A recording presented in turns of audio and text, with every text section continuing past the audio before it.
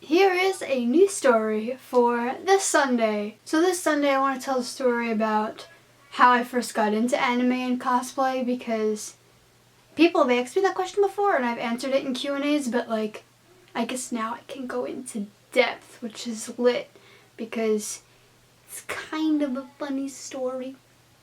Alright, basically, I started out in the South Park fandom because obviously I watched that show like a lot, and so I met people also in the South Park fandom, like on Facebook and stuff like that. And there was this one kid, Kyle, he was like, oh, you know, you should give anime a try.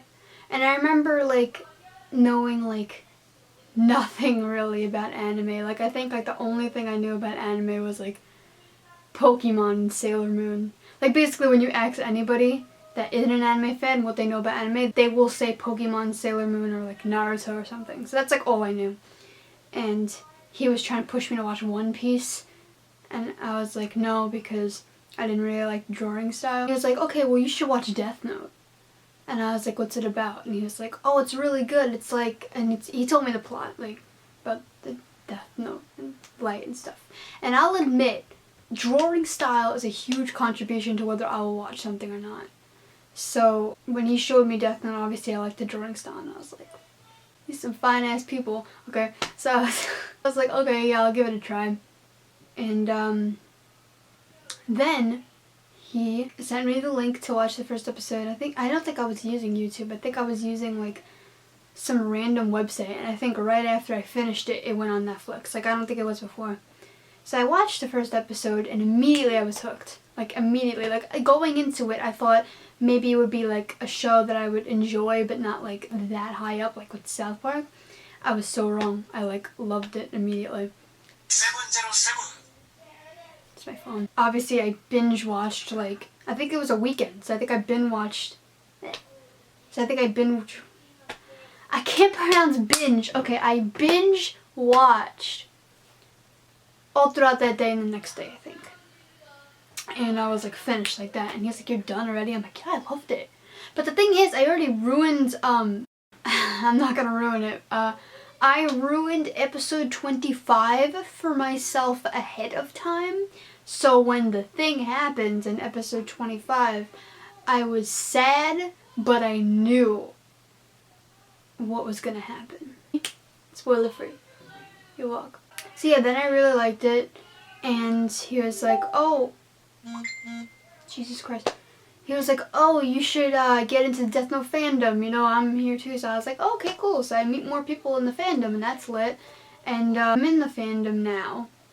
And this was like maybe 2011, 2012. No, it could not have been 2011. It was like 2012. I'm going to go with 2012. So when I wanted to start cosplaying, because I saw South Park cosplayers do it and I wanted to start cosplaying myself, I went for Misa's stuff, and I was going to wear it to Comic-Con of 2013, I think.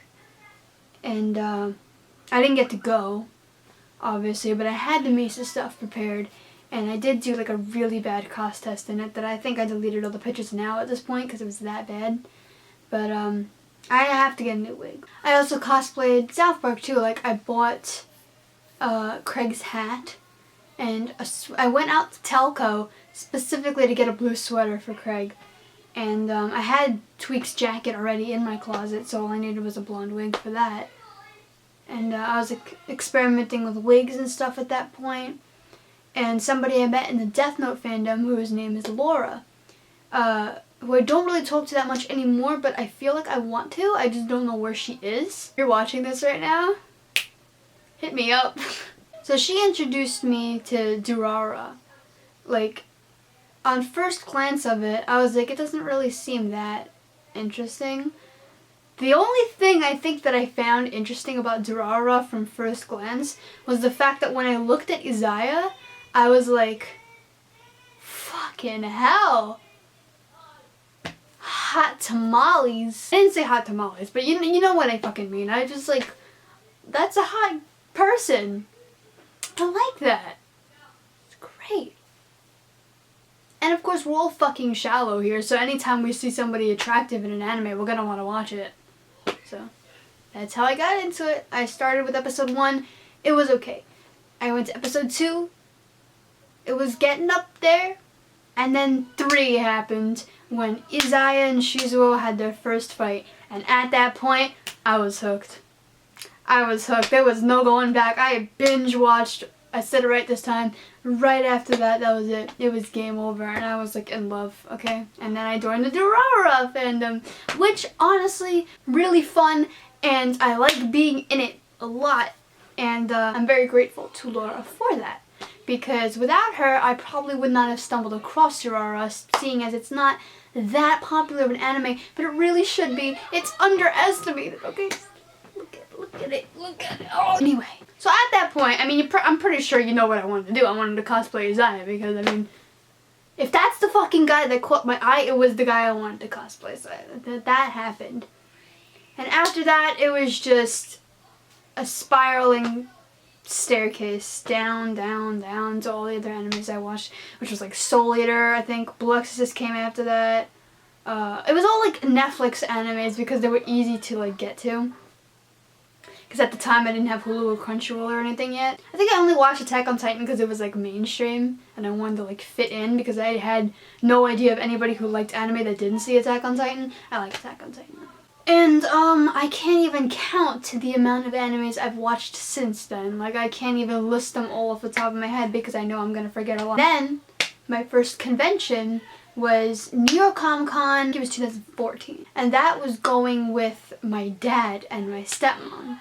And it was not a good first con experience because the whole time, well, first of all, I barely got recognized, which, I mean, I knew it was going to happen because I showed up as Onceler, Greedler, if you're in the fandom, with a green suit and everything. And so I knew that was going to happen. I knew it. I got recognized like twice, I think, which was amazing to me because I didn't think I was going to get recognized like once. I think one of them was on the train too. But I was following my dad and my stepmom around the entire day and my stepmom was getting like an ass load of pictures. Like I'm not even kidding. Like we could not even walk 2 feet without somebody wanting to take a picture of her Wonder Woman cosplay. Okay, well if you're going to compare that con experience to the other cons I've gone to, then no, it wasn't really that great. But if I had never gone to a con after that, I guess it would have been alright. It wasn't stupendous. But it was okay. It wasn't miserable. See, I didn't know at that point that cons can get even better. So when I got home, I was really hyped. Like, oh my god, yes, that con was amazing. I want to go to more, blah, blah, blah. And now I'm looking back on it and I'm like, I met Vic Mignogna at that con. So that part was amazing. Because I think at that time I had watched Ouran.